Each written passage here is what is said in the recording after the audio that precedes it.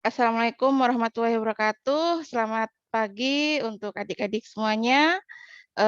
Ini kelas 5 AB ya? 5 AB ya, bener ya? Kelas 5 AB untuk mata kuliah teori akuntansi. Jadi hari ini kita akan ngebahas tentang perekayasaan laporan keuangan. Jadi untuk mata kuliah ini kita menggunakan pendekatan project based learning. Jadi di mana pembelajaran berpusat kepada mahasiswa dan di sini mahasiswa membahas tentang hasil riset eh, yang sudah ada. Jadi untuk pertemuan kali ini kita akan membahas hasil riset dari Bapak Jeffrey Herdiansah dan Sujadi yang berjudul tentang fungsi manajemen dalam penyajian laporan keuangan. Jadi riset ini sudah dipublikasikan di jurnal STIE Semarang, volume 3 nomor 2, edisi Juni 2011. Jadi sebelumnya saya akan share screen dulu video pembelajaran yang sudah dibuat oleh Mbak Putri dan Mbak Himatul. Oke.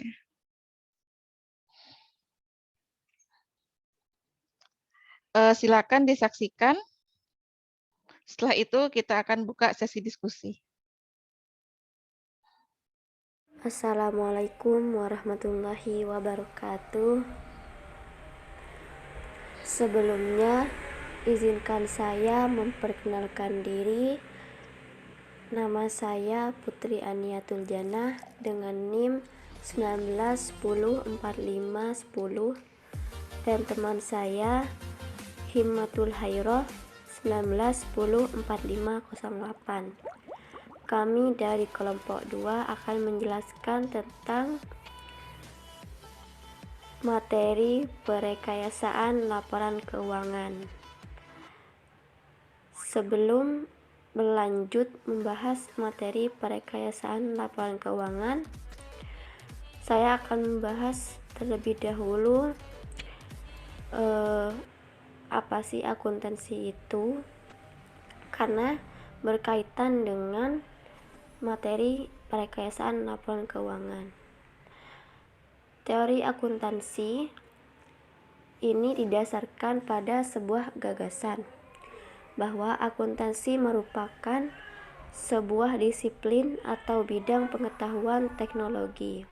Nah, ini berkaitan dengan penalaran yang kemarin kita diskusikan, bahwa di situ taksonomi bidang akuntansi ada 3, yakni akuntansi berbicara tentang sebagai seni akuntansi, akuntansi sebagai pengetahuan, dan akuntansi sebagai teknologi. Maka dari sini bisa didefinisikan akuntansi secara luas, yaitu sebuah perangkat pengetahuan yang mempelajari perekayasaan penyediaan jasa secara nasional berupa informasi keuangan kuantitatif unit-unit organisasi dalam suatu lingkungan, dan cara penyampaian informasi tersebut kepada pihak yang berkepentingan. Untuk ruangan ini sangat dibutuhkan oleh suatu negara. Sebelum kita masuk di perekayasaan, kita mempelajari dulu tentang pelaporan keuangan. Bagaimana informasi akuntansi itu dalam sebuah masyarakat atau negara bisa diatur, kemudian bisa disediakan dan disampaikan untuk mencapai tujuan tertentu. Salah satu tujuan ekonomi negara adalah alokasi sumber daya ekonomi.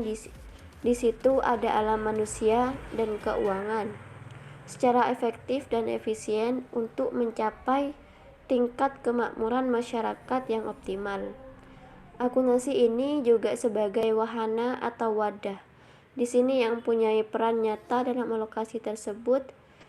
Jika informasi yang dihasilkan sengaja dirancang keputusan ekonomi yang dominan untuk menuju keefektifan dan efisiensi alokasi sumber daya negara. jelas sekali bahwa peran ini sangat penting. Dapat terjadi mengingat karakteristik akuntansi juga sebagai sebuah teknologi. Teknologi yang diterapkan harus dipilih dan dirancang dengan baik, dan tidak selayaknya lah kalau akuntansi ini dibiarkan berkembang secara alamiah atau bahkan liar tanpa haluan yang jelas. Maka pelaporan keuangan yang berjalan merupakan hasil dari sebuah rekayasa atau pelaporan keuangan yang tentunya mereka yang memang ahli di bidang akuntansi. Kemudian pelaporan keuangan itu sendiri meliputi sebuah struktur dan sebuah proses. Oleh karena itu, pelaporan keuangan nasional harus sumber daya secara otomatis melalui mekanisme sistem ekonomi yang berlaku.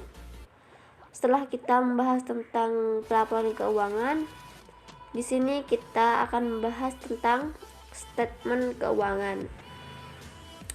Apa sih statement keuangan itu?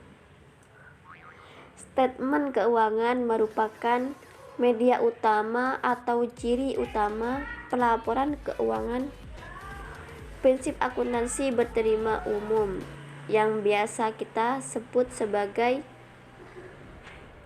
atau standar utama akuntansi menentukan bentuk, isi, dan susunan statement keuangan. Di sini resmi yang bentuk PABU ditetapkan dengan cara saksama. Untuk prinsip akuntansi berterima umum, di sini rangka konseptual harus dijabarkan dalam bentuk standar akuntansi sebagai pedoman operasional pelaporan di tingkat perusahaan. Kemudian diperlukan rangka pedoman lebih dari sekedar standar akuntansi. Untuk menentukan kewajaran penyajian statement keuangan, PABU merupakan rangka pedoman untuk membatasi sumber-sumber prinsip akuntansi yang layak dianut berdasarkan keauto. Ini telah ditetapkan mekanisme selanjutnya. Mekanisme selanjutnya adalah menerapkan PABU dalam lingkup mikro, yaitu perusahaan secara individual. Hal ini perlu yang berkaitan dengan suatu perusahaan. PABU akan mewarnai praktik akuntansi dalam suatu negara. Dengan demikian, pada tingkat mikro, akuntansi dapat didefinisikan secara sempit sebagai proses atau praktik yang yaitu proses pengidentifikasian, pengukuran, pengakuan, dan penyajian suatu objek pelaporan keuangan dengan cara tertentu untuk menyediakan informasi yang relevan kepada pihak yang berkepentingan sebagai dasar untuk pengambilan keputusan ekonomi yang sebenarnya. Untuk pengertian akuntansi secara luas, tadi kita sudah berbicara tentang bagaimana kita menyusun laporan keuangan, bagaimana kita merekayasa laporan keuangan. Ini tujuannya adalah untuk tujuan ekonomi sebuah negara. Jadi sebenarnya sama kalau kita bandingkan. Cuma kalau kita itu mulai adanya pengidentifikasian, pengukuran, pengakuan dan penyajian suatu objek pelaporan keuangan. Setelah kita membahas tentang prinsip akuntansi berterima umum, selanjutnya akan dibahas oleh teman saya, Himmatul Khairoh. Dipersilahkan. Baik, terima kasih. Selanjutnya perekayasaan pelaporan keuangan. Perekayasaan pelaporan keuangan yang di situ sebuah proses pemikiran logis dan objektif untuk membangun suatu bentuk statement dan mekanisme pelaporan keuangan dalam suatu negara untuk menunjang pencapaian tujuan negara. Perekayasaan melibatkan pemilihan dan pertimbangan ideologi, teori akuntansi, konsep dasar, dan teknologi yang tersedia secara praktis dan teoritis dengan mempertimbangkan faktor lingkungan negara. Proses perekayasaan di sini ada beberapa, yakni kita berbicara tentang tujuan ekonomi sosial dan negara, kemudian tujuan pelaporan keuangan, kemudian ada proses pertimbangan, kerangka konseptual, dan media pelaporan. Media pelaporan yakni statement keuangan sampai membentuk sebuah informasi akuntansi atau informasi keuangan. Di sini laporan keuangan juga sebagai sistem nasional yang merupakan hasil pekerjaan akuntansi di tingkat nasional. Perekayasaan akuntansi adalah proses pemikiran logis yang tadi sudah dijelaskan. Perekayasaan akuntansi berkepentingan dengan pertimbangan untuk memilih dan mengaplikasikan ideologi, teori, konsep dasar, dan teknologi yang tersedia secara teoritis dan praktis. Nah, di sini tujuan ekonomi negara yang pertama untuk proses perekayasaan disebutkan dalam tujuan pelaporan keuangan. Harapannya di situ adalah sebuah pencapaian tujuan akuntansi. Proses tersebut merupakan manifestasi dari pendefinisian akuntansi sebagai teknologi. Yang selanjutnya yaitu proses perekayasaan. Proses perekayasaan ini pada dasarnya adalah proses untuk menjawab pertanyaan mendasar, yaitu bagaimana suatu kegiatan operasi perusahaan disimbolkan dalam bentuk statement keuangan, sehingga orang yang dituju dapat membayangkan operasi perusahaan secara finansial tanpa harus menyaksikan secara fisik operasi perusahaan. Misalnya nih, harus mengunjungi perpustakaan tersebut atau kantor atau pabrik yang misalnya oleh peneliti atau pasar modal. Untuk yang selanjutnya yaitu tujuan pelaporan. Tujuan pelaporan keuangan dan proses pertimbangan ini sangat berhubungan sekali, yang tujuannya di sini menyediakan informasi keuangan, pengambilan keputusan ekonomi dan sosial sebuah negara. Jika kita berbicara tentang kerangka konseptual, ini pada dasarnya kita harus memakai konsep-konsep dasar, apa yang kira-kira relevan untuk pelaporan keuangan.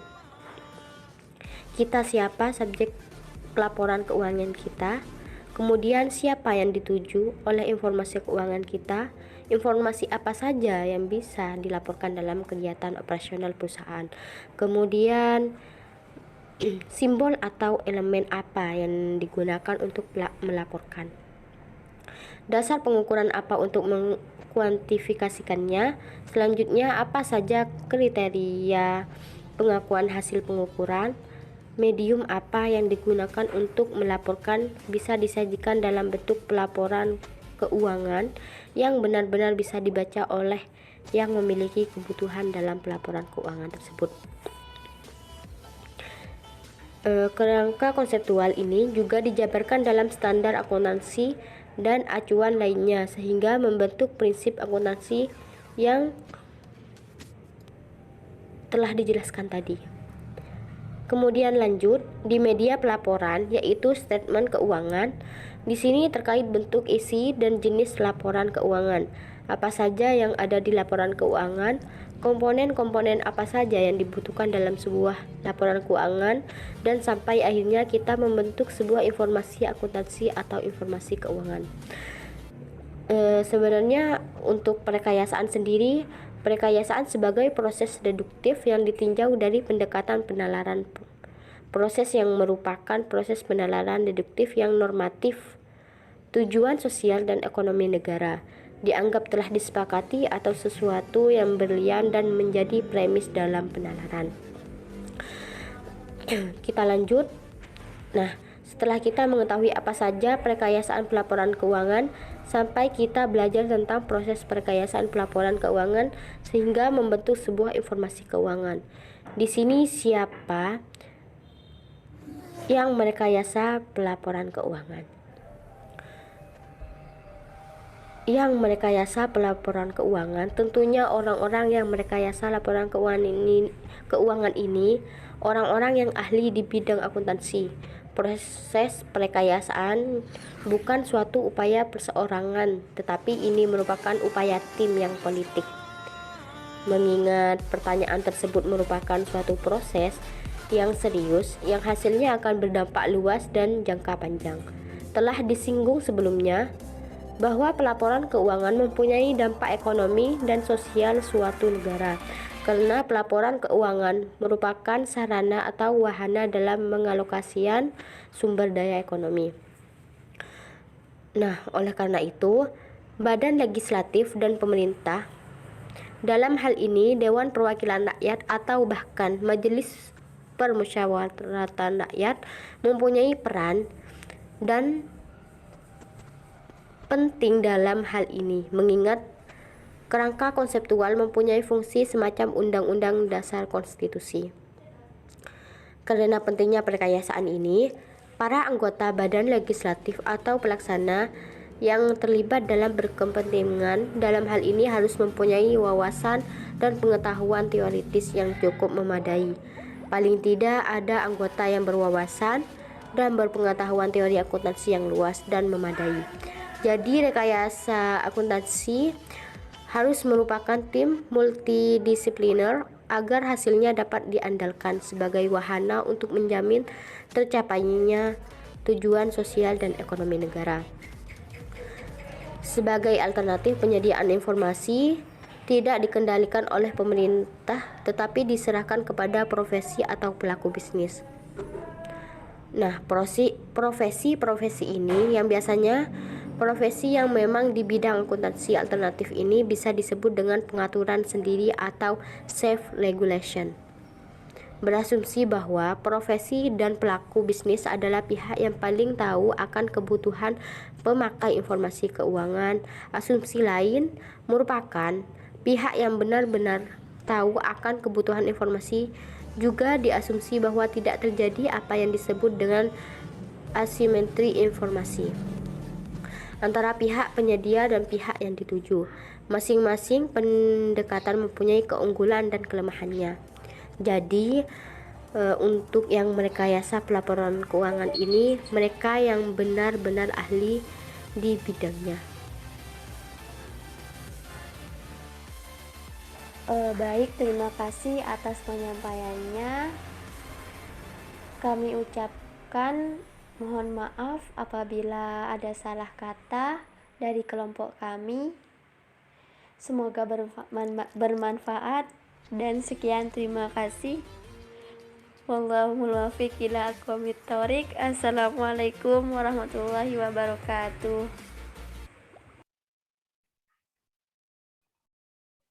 Oke, demikian tadi video pembelajaran yang membahas tentang perekayasaan laporan keuangan, di mana kita mengangkat satu artikel hasil penelitian dari Jurnal STIM Semarang dengan judul Fungsi Manajemen dan Penyajian Laporan Keuangan. Untuk Mbak Putri sama Mbak Hima masih ada ya, masih aktif ya. Silakan dibuka sesi diskusinya, Mbak Putri. Mbak Putri. Baik.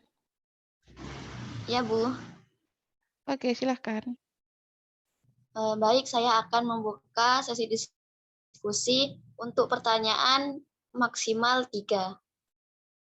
Oke. Monggo yang mau bertanya. Saya mau bertanya. Mbak Putri, videonya di-on-in ya? Baik, Bu. Bentar.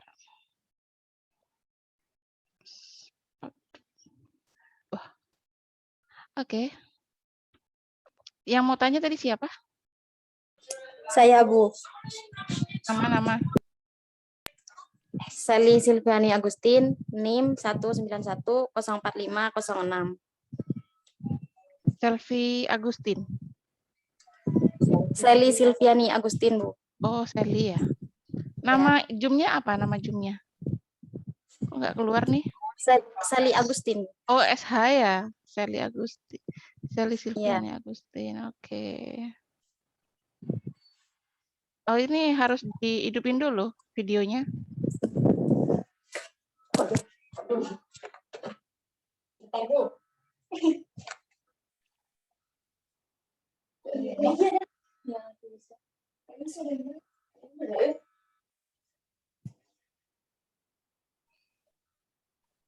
Sudah? Ya, Bu.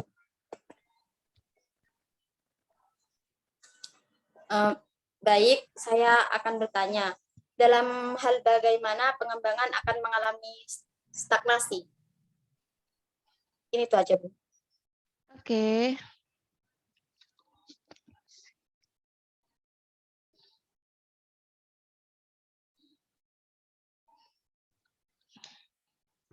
Oke, Mbak Selvi.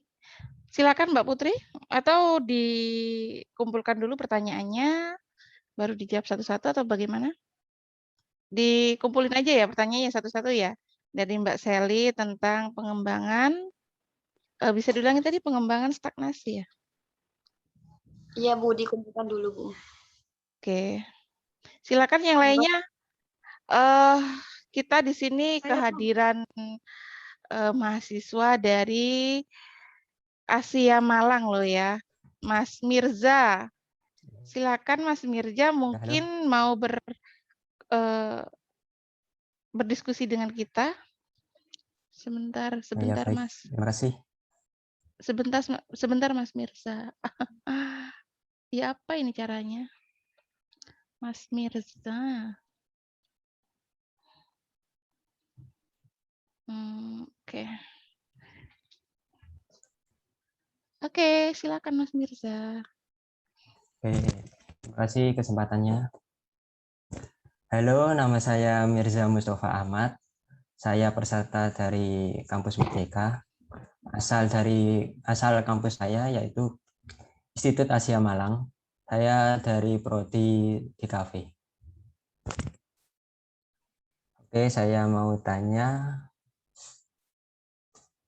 Dalam penelitian Jeffrey Herdiansyah dan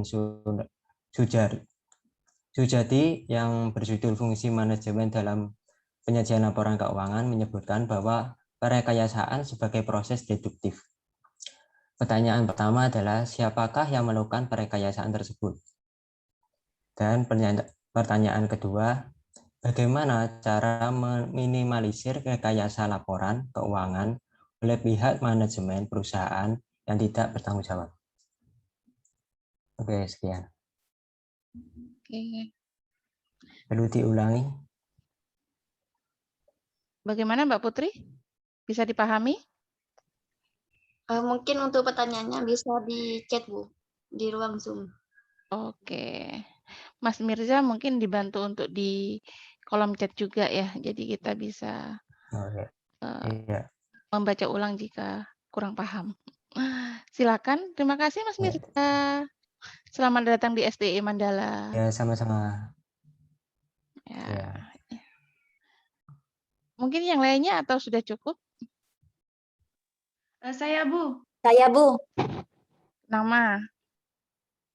Sela. Perkenalkan. Sela. Sela sama Seli ini kembar ya? Sela? Siapa nih yang nanya tadi? Saya, Bu. Sela. Sela, Bu. Sela. Di on dulu kameranya.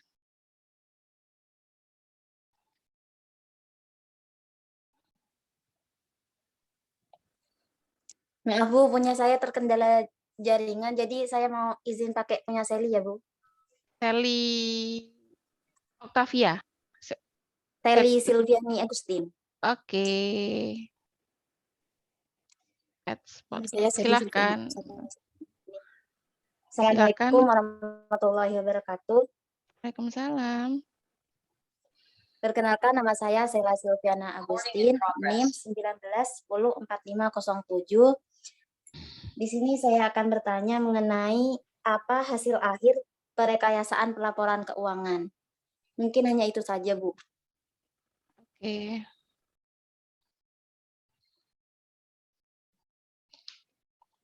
Terima kasih Mbak Sela dan Mbak Seli. Silakan Mbak Putri dan Mbak Hima mungkin mau dijawab.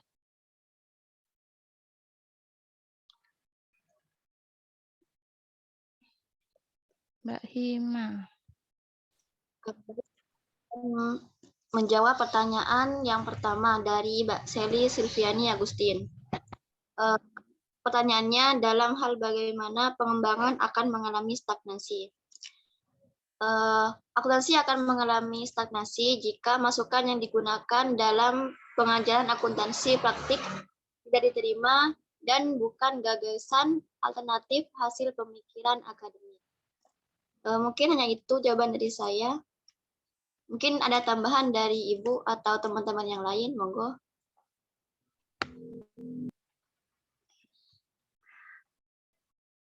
Pertanyaannya tadi bagaimana? Bagaimana pengembangan? Dalam hal bagaimana pengembangan akuntansi akan mengalami stagnasi. Oke.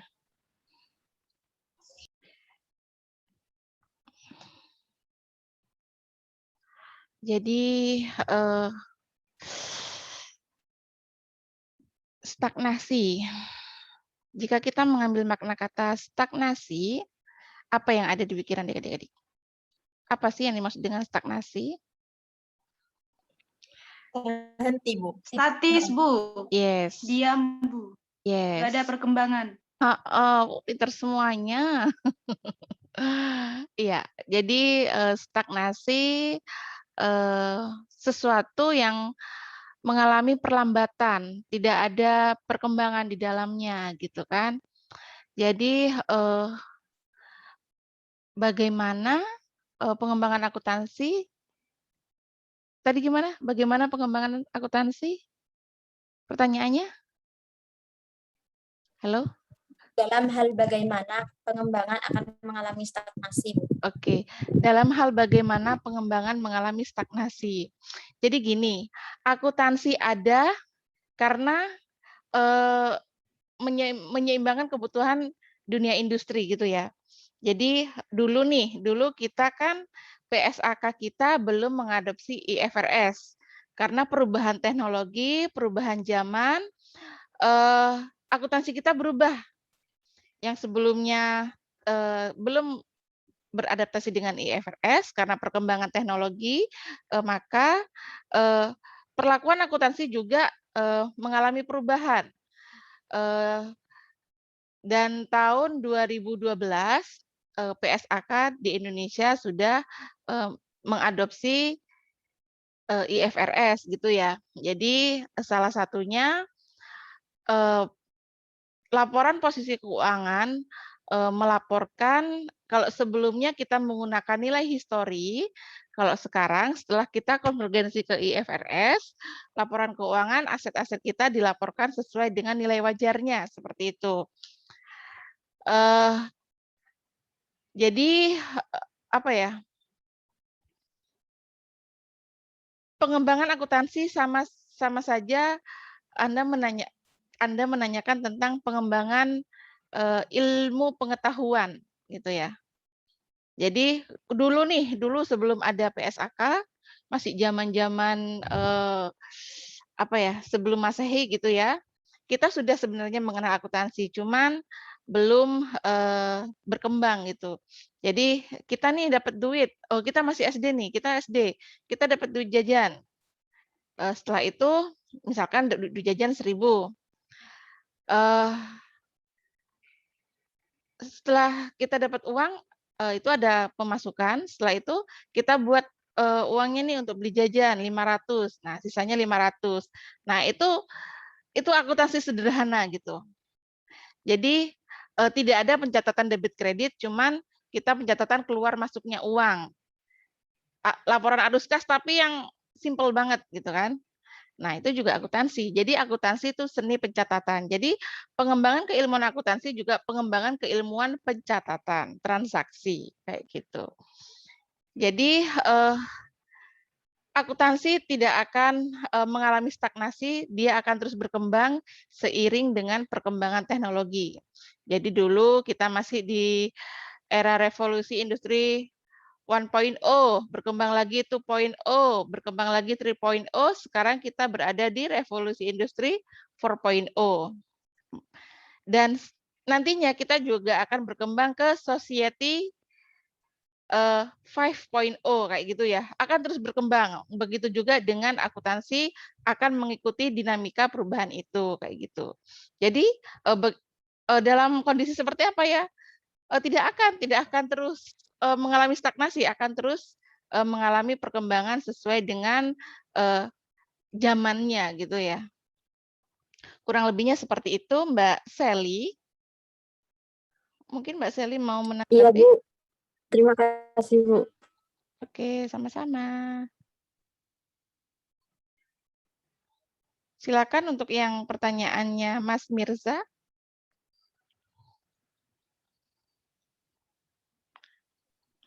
Baik, saya di sini akan menjawab pertanyaan dari Mas Mirza. Yang pertama, siapakah yang melakukan perekayasaan deduktif tersebut? Yang perekayasaan pelaporan keuangan merupakan orang atau badan yang dianggap ahli di bidang akuntansi. Tadi sudah dijelaskan di video penjelasan dari kelompok kami.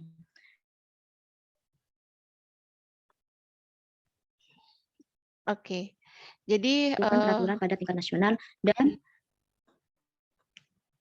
ya. Mak kayak ini suara sih. Enggak, suaranya kenceng kok, suaranya kenceng. Maaf, Bu. Suaranya enggak ada di sini, Bu. Oh, di sini ada, di sini ada.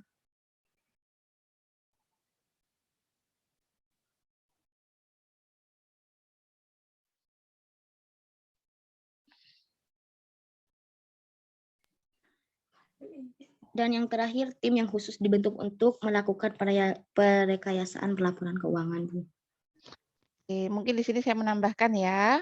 Jadi untuk Ya, Bu. proses perekayasaan laporan keuangan, merekayasa gitu kan. Jadi siapa sih yang melakukan rekayasa ini? Jadi proses perekayasaan bukan suatu upaya perseorangan. Jadi proses perekayasaan ini terintegrasi, termanajemen dengan baik.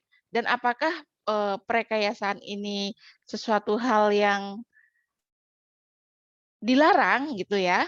Apakah ini, loh Bu, kalau kita udah mendengar kata rekayasa itu kan sesuatu hal yang negatif ya, yang tidak baik ya.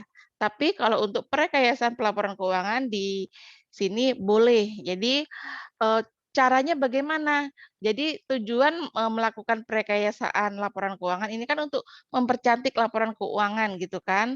Jadi caranya mungkin dengan mengubah metode akuntansinya. Jadi misalkan metode penyusutan aset. Metode penyusutan asetnya mungkin sebelumnya menggunakan saldo menurun dan ini dirubah menjadi metode garis lurus. Nah, itu kan. Jadi ketika melakukan perubahan metode, otomatis biaya penyusutan akan berubah gitu. Jadi contohnya nih, misalkan ketika kita menggunakan metode saldo menurun, biaya penyusutan per bulannya 1 juta. Otomatis ketika biaya 1 juta, misalkan kita punya pendapatan 2 juta, maka laporan laba yang dihasilkan adalah 1 juta gitu ya. Pendapatan 2 juta, biaya penyusutan dengan metode saldo menurun 1 juta, laba yang dilaporkan adalah 1 juta. Dan ketika kita melakukan rekayasa untuk mempercantik laporan keuangan, kita rubah nih metode penyusutannya. Misalkan kita menggunakan metode garis lurus, sehingga ditemukan untuk biaya penyusutan tidak lagi 1 juta, tetapi 750. Jadi ini contoh ya, jadi ketemu biayanya untuk penyusutan 750. Otomatis di situ labanya akan semakin cantik. Berapa nilai labanya? Berapa? 1.250. Jadi lebih tinggi gitu ya. Jadi ketika pendapatan kita 2 juta dan biaya penyusutannya menurun, kita di sini tidak melakukan tipu-tipu gitu ya. Kita hanya melakukan rekayasa dengan merubah metode akuntansinya. Nah, itu nanti akan perubahan metode itu biasanya akan diungkapkan di catatan atas laporan keuangan kayak gitu. Nah, itu yang boleh. Nah, yang nggak boleh itu pendapatan 2 juta dilaporkan 3 juta. Nah, itu udah tidak boleh, tidak tidak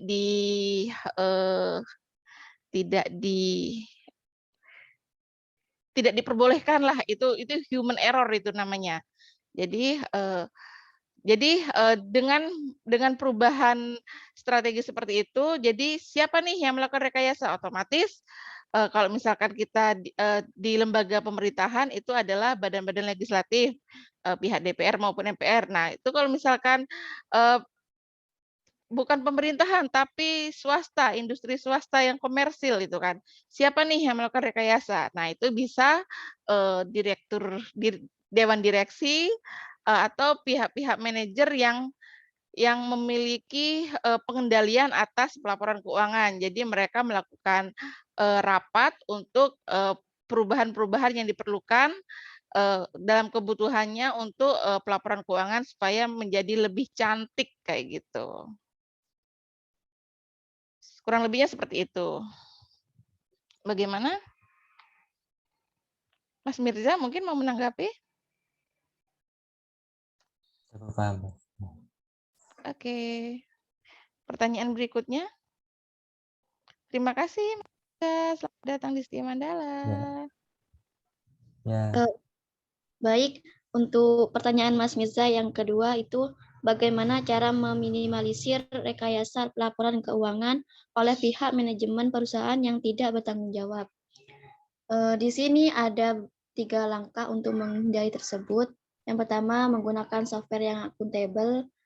Ini untuk meningkatkan efisiensi kerja dan juga efisiensi pengawasan kerja. Yang kedua, memperketat pelaksanaan SOP. Dan yang terakhir, menggunakan kultur perusahaan yang baik. Mungkin hanya itu yang bisa saya jawab. Mungkin dari Ibu ada tambahan. Oke, jadi bagaimana cara meminimalisir rekayasa laporan keuangan oleh pihak manajemen perusahaan yang tidak bertanggung jawab? Yes. Jadi seperti yang disampaikan oleh Mbak Putri tadi, kita perketat nih SOP-nya kayak gitu. Terus kita juga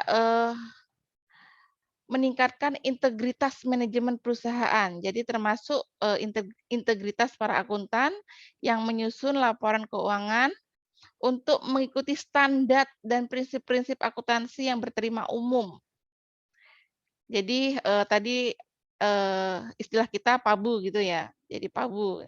Jadi apabila integritas dapat dipelihara, maka persoalan keandalan laporan keuangan akan memperoleh jalan keluar gitu. Jadi kalau misalkan kita sudah memiliki integritas yang baik, otomatis moral hazard kita untuk melakukan kecurangan-kecurangan itu akan berkurang dengan sendirinya kayak gitu. Itu kembali lagi ke pribadi masing-masing. Jadi moral hazard akan menurun, akan meminimalisir dengan sendirinya ketika integritas para akuntan semakin meningkat gitu. Kurang lebihnya seperti itu. Mas Mirza, Mbak Putri dan teman-teman yang lainnya mungkin mau menanggapi.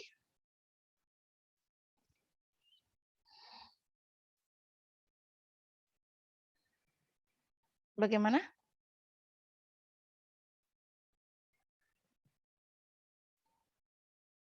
Cukup ya? Cukup, Ibu. Mas Mirza, kalau misalkan masih ada yang bertanyakan, kita bisa lo sharing-sharing terus nggak harus di sinkronus maya seperti ini, jadi bisa di WA Group. Jadi misalkan kita tidak ada jadwal sinkronus maya, tapi kita punya pertanyaan gitu ya. Kita kan di sini punya WA Group nih, kita langsung nih sharing di WA Group itu. Jadi jangan ini, soalnya Mas Mirza ini dari Asia, prodinya bukan prodi akuntansi, tapi prodi apa Mas? DK3 apa? Apa ya? Ya, apa Desain itu? komunikasi visual. Nah, desain komunikasi visual. Jauh banget ya desain komunikasi visual sama akuntansi gitu kan. Jadi effort Mas Mirza ini saya perhatikan nih cukup luar biasa sekali untuk mengejar ilmu akuntansi gitu ya. Jadi dari kemarin waktu kita sharing-sharing ya Mas Mirza, kita japri-japrian gitu. Mas Mirza banyak sekali nanya-nanya nih tentang akuntansi kayak gitu. Jadi luar biasa sekali.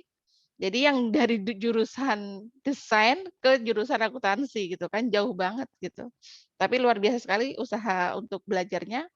Pasti hasilnya tidak akan mengkhianati usaha. Semangat terus Mas Mirza, jangan pusing-pusing.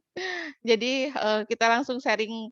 Jadi kalau misalkan tidak ada sinkronus maya bisa langsung sharing di WA group atau bisa japri ke saya kayak gitu ya Mas Mirza ya.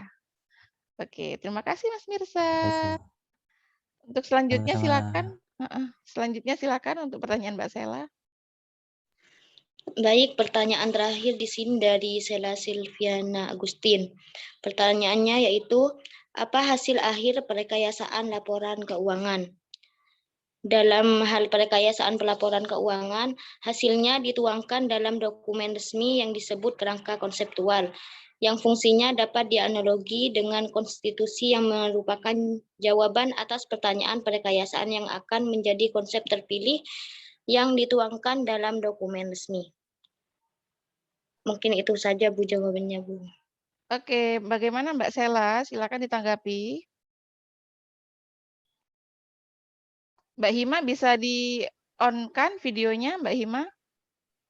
Kalau on cam nggak ada suaranya Bu. Oh gitu. Oke, oke. Oke. Mbak Sela silakan untuk menanggapi pertanyaannya. Apakah Iya, bisa Bu. dipahami? Sedikit Bu, mungkin dari Samean Bu bisa menjelaskan lebih detail. Oke, tadi hasil akhir perekayasaan laporan keuangan gitu ya? Iya Bu. Hasil akhir perekayasaan laporan keuangan. Jadi untuk hasil akhir dari perekayasaan laporan keuangan adalah laporan keuangan yang cantik, gitu kan? Jadi sebelumnya kan kita sudah bahas nih, apa sih yang dimaksud dengan perekayasaan laporan keuangan. Nah, kita di situ mengatur strategi. Jadi kan laporan keuangan diterbitkan oleh perusahaan yang sudah go public untuk menarik investor masuk ke perusahaan tersebut. Kayak gitu. Jadi hasil akhirnya ya laporan keuangan. Laporan keuangan elemennya ada 5. Masih ingat apa aja? Silakan Mbak Sela.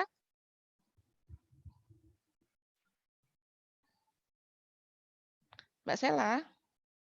5 komponen laporan keuangan.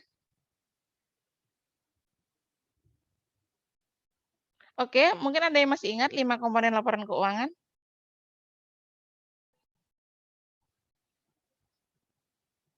Oh, sudah lupa semua ya. Mbak Cindra nih, Mbak Cindra biasanya canggih nih. Cindra Lailatul Khutriyah. Masih ingat? 5 komponen laporan keuangan. Ayo, nggak boleh lupa ya. Itu harus melekat erat di benak kita, karena kita prodi kita akuntansi. Kalau misalkan kayak Mas Mirza gitu wajar ya. Mas Mirza aja yang dari desain grafis berjuang keras untuk mempelajari akuntansi. Nah, ini yang jurusan akuntansi lu bisa lupa. Ayo nggak boleh lupa. Silakan Mbak Cindra, Mbak Cindra.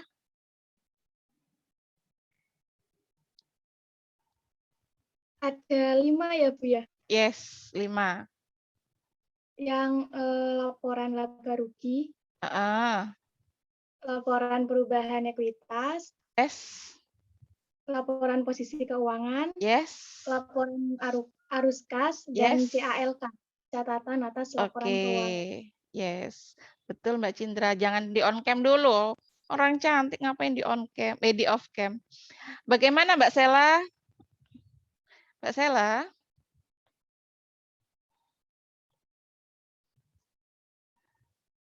Mbak Sela, Iya Bu. bagaimana? Iya juga Bu. Cukup ya. Untuk yang lainnya? Iya. Untuk yang lainnya bagaimana?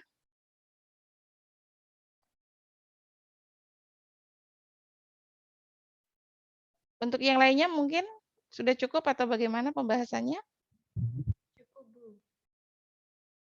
Cukup ya.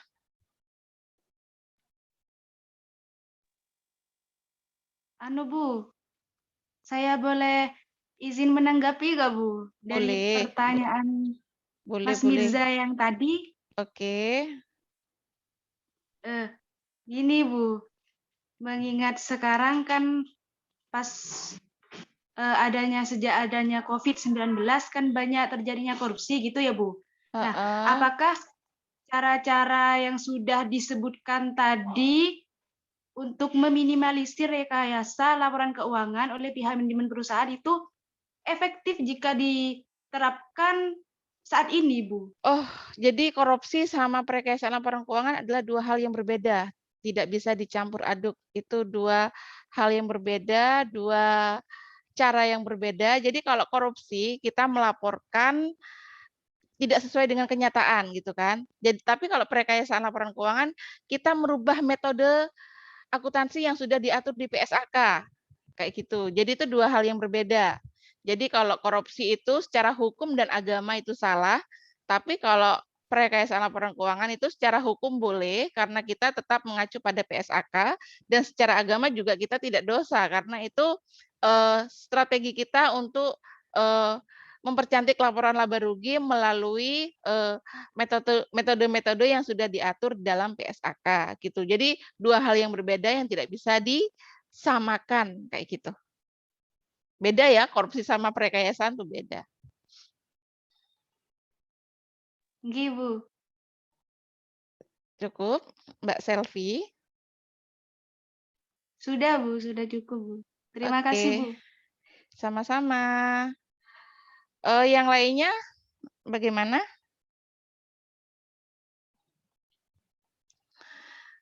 Sudah cukup? Baik, saya rasa kita sudah hampir 1 jam ya. Jadi untuk pertemuan hari ini, jika sudah cukup, maka saya akan akhiri. Sudah cukup? Semuanya bagaimana? Atau masih ada pertanyaan? Cukup ya. Oke. Untuk pembahasan tentang perekayasaan laporan keuangan kita akhiri untuk sinkronus maya ini.